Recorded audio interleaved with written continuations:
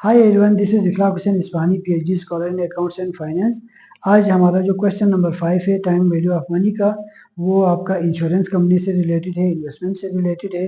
ठीक है, तो हम स्टार्ट करने जा रहे हैं क्वेश्चन नंबर 5।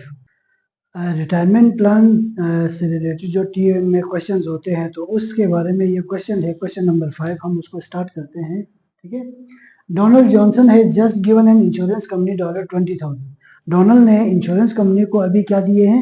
$20,000 दिए। In return he will receive an annuity of 1800 for 20 years. ठीक है, तो डोनाल्ड जॉनसन जो है उसने 20,000 दिए थे, और उसके बदले में वो इंश्योरेंस कंपनी को उसको 20 साल तक क्या करेगी? $1800 पर अनम एनविटी पर ईयर उसको क्या करेगी? पे करती रहेगी। ठीक है, at what rate of return must the insurance company invest this 20,000 in order to make the annual payment? अब ये जो $20,000 है, अगर एग्जैक्ट यहाँ पे इंश्योरेंस कंपनी का प्रॉफिट कितना होगा इस तरह से हमने नहीं रखा हुआ एग्जैक्ट। अगर 1800 ही पे करने हो उस 20,000 से, तो किस तरह से वो आगे इन्वेस्ट करेगी ताकि उसको रेगुलर $1800 उसको पे करना पड़ेगा। तो हम इसको सॉल्व करते हैं। ठीक है, तो डोनाल्ड ने अभी दी है ना $20,000। कितने दिए? $20,000 पे किए इंश्योरेंस कंपनी को, तो वो क्या होगा? आपका प्रेजेंट वैल्यू। ठीक है, अभी जस्ट गिवन, ठीक है, अभी दिया है तो वो आपका क्या है? 20,000 आपका प्रेजेंट वैल्यू होगा। In return receive an एनविटी of 18 year.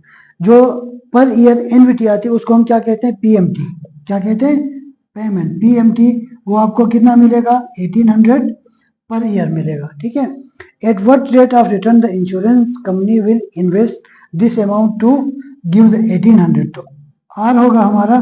ठीक है, वो हमें नहीं पता, और वो कितने साल तक वो पेमेंट करने वाले हैं? 20 ईयर्स।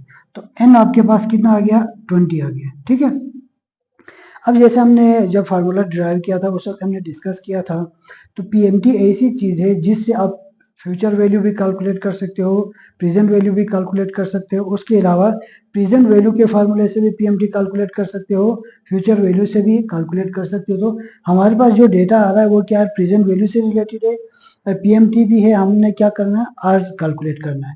तो हम इसको क्या करेंगे? एनविटी है तो एनविटी के फार्मूले में रखेंगे।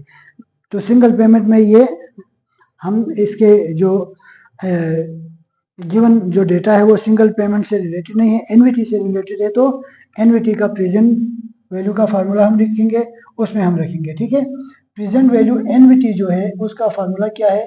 PMT into 1 minus 1 plus r power minus n. जब भी प्रेजेंट लगेगा तो माइनस लगेगा। ठीक है, जब भी फ्यूचर होगा तो प्लस होगा। तो ये हमारा फार्मूला है, इसमें ये वैल्यूज रखेंगे और आर को हमने फाइंड करना है। ठीक है, तो प्रेजेंट वैल्यू एनविटी हमारी कितनी है? $20,000, और ये पीएमटी कितना है? 1800। ठीक है, तो आगे वैल्यू क्या है? 1 minus 1 plus r minus n कितना है? 20 ईयर्स डिवाइडेड बाई आर हमारे पास है। ठीक है, अब यहाँ पे देखो, इस ब्रैकेट को सॉल्व करने की कोशिश करेंगे तो न्यूमरेटर में भी आर है, डिनोमिनेटर में भी आर है। ठीक है, तो इसको अगर हम ओपन करेंगे तो और ज़्यादा हमारे पास वेरिएबल ज़्यादा हो जाएंगे। एक ही है लेकिन दो जगहों में आ जाएगा। तो अब कोशिश ये करना है कि हम इस आर की वैल्यू फाइंड करेंगे, और इस 20 को हम लेकर भी नहीं आ सकते। ठीक है, तो अगर इसकी वैल्यू कुछ पता हो तो हम उसको कैलकुलेट करते। अब हम क्या करेंगे? इसको यहाँ लेकर आ सकते हैं। ठीक है, तो 20,000 हमारा क्या है? Total investment. ये जो पीएमटी है इधर इसके साथ क्या हो रही है? मल्टीप्लाई इस अमाउंट के साथ। तो इसको इधर लेकर आएंगे तो क्या होगी? ये आपके डिवाइड में आ जाएगा। तो आपके पास 1 minus 1 plus r power minus 20 divided by आपके पास आर रह जाएगा। अगर इस आर को इधर लेकर आएंगे तो भी कोई फायदा नहीं। क्यों? उधर भी वेरिएबल इधर भी वेरिएबल है, तो इसको इधर ही कुछ ना कुछ करके कैलकुलेट करना है।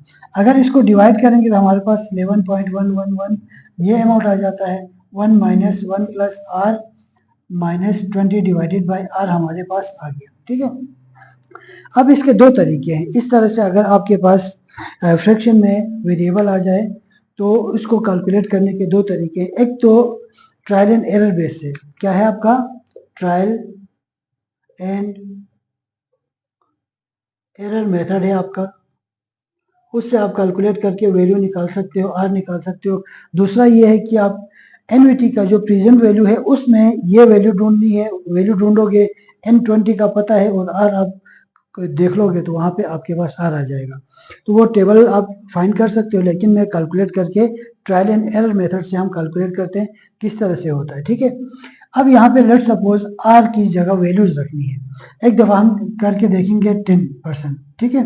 10% से जो वैल्यू आती है उसके बाद हमें अंदाजा होगा यहाँ पे जितना अमाउंट कम करते जाएंगे तो इस तरफ अमाउंट क्या होगा, बढ़ता जाएगा, ठीक है। डिनोमिनेटर जितना छोटा होगा आपका ये फ्रैक्शन क्या होगा, बढ़ता जाएगा। अगर इसको वैल्यू को कम करना हो तो इसको बढ़ाना पड़ेगा। एक्चुअली हमने इधर डिसाइड करना है कि क्या रखना है। तो जब हम 10% इस पे रखते हैं कैलकुलेटर से तो हमारे पास जो वैल्यू आ जाती है वो आ जाती है 10% हमारी यहाँ पे 8.513 आ जाती है, ठीक है। इसको मतलब 1 माइनस 1.110% माइनस 20 डिवाइडेड बाई 0.1 करेंगे तो इसको कैलकुलेट करते हैं तो वैल्यू क्या आती है हमारी 8.51, लेकिन डिजायर्ड क्या है 11.111। इसका मतलब ये है कि 10 से हमने क्या करना है, कम रखेंगे तो ये वैल्यू बढ़ेगी, ठीक है। लेट सपोज हम 8% रखते हैं, ठीक है। अगर इसमें 8% रखेंगे तो 1 माइनस 1.08 हो जाएगा, माइनस 20 डिवाइडेड बाई 0.08 हमारे पास आ जाएगा, ठीक है। तो इसकी जो वैल्यू आएगी वो आपके पास 9.818 आ जाएगी। कैलकुलेटर में हम पुट करेंगे, तो अभी कैलकुलेटर यूज नहीं, मैंने कैलकुलेट करके रखा हुआ, ठीक है। तो कैलकुलेटर से जब हम आप वैल्यू पुट करो तो ये आपकी वैल्यू आ जाएगी। मीन्स 10 से हमने क्या किया, कम कर दिया, 8 कर दिया, आपकी वैल्यू बढ़ गई। इसका मतलब है अगर और फर्दर हम इसको कम करेंगे, लेट सपोज हम इसको 7% रखते हैं, ठीक है। तो 7 का मतलब ये 1 minus 1.07 minus 20 divided by 0.07। Trial and error का मतलब ये है कि आप क्या कर रहे हो, 10% रख रहे हो, फिर 8% रख रहे हो, और इसको वैल्यू को बढ़ाने के लिए 7% रख रहे हो, 6%। तो जो डिजाइन ऐसा भी कर सकते हो, अगर आपको ज्यादा डिफरेंस पता हो 10 से डायरेक्ट 6 पे आ जाओ, नहीं फिर ऊपर आ जाओ, तो मर्जी। फर्स्ट क्वेश्चन है तो मैं आपको ट्रायल करके बता रहा हूँ। तो अगर आपने 7% रखा तो ये वैल्यू आपकी आ रही है $10.59 पे आ जाती है, ठीक है। तो इतना अमाउंट आ जाता है। इसका मतलब है इसको हमने 11.11 करना, तो इसका हम क्या करेंगे, 6% पे रखेंगे, ठीक है। ओके, 6 तो ज्यादा कम हो जाएगा, तो हम क्या करेंगे 6.8 रख के देखते हैं तो कितनी वैल्यू आ जाती है। तो हम इसको, मैं इसको यहाँ पे कर देता हूँ।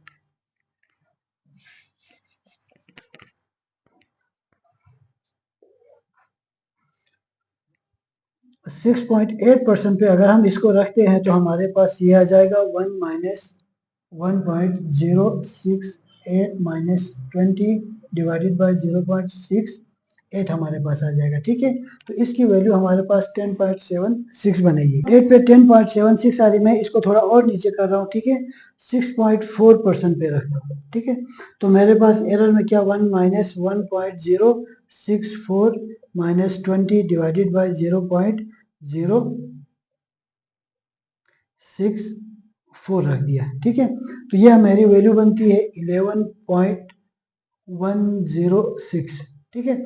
अगर इसको अप्रोक्सीमेट करेंगे तो तकरीबन 11.11, क्योंकि 6 5 से बड़ा है तो आपके पास 11 आएगा। तो ये आपका डिजायर्ड अमाउंट आ गया, ठीक है। तो उस जगह पे आके आपने रुकना है जहाँ पे डिजायर्ड अमाउंट आ जाए। तो ये ट्रायल एंड एरर का मतलब आप 10 दफा ट्राई कर सकते हो, 5 दफा ट्राई कर सकते हो। लग के आपकी 2 दफा में आपका कैलकुलेटर में आप कैलकुलेट करते हो, ये अमाउंट आ जाता है। तो इस मेथड को हम क्या कहते हैं, ट्रायल एंड एरर मेथड। दूसरा मेथड क्या है हमारा, हम जाके जो प्रेजेंट वैल्यू एनवीटी है उसके टेबल में जाके 111 को देखेंगे और हमने रो और कॉलम में हमारे पास क्या है, आपका नंबर ऑफ ईयर्स और आर है, उसको मैच करेंगे जहाँ पे ये वैल्यू आती है। तो अगर ईयर है तो आपने क्या आना, रेट पे आना, रेट है तो आपने ईयर पे आना, तो आप उसमें फाइंड कर सकते हैं, ठीक है। Thank you.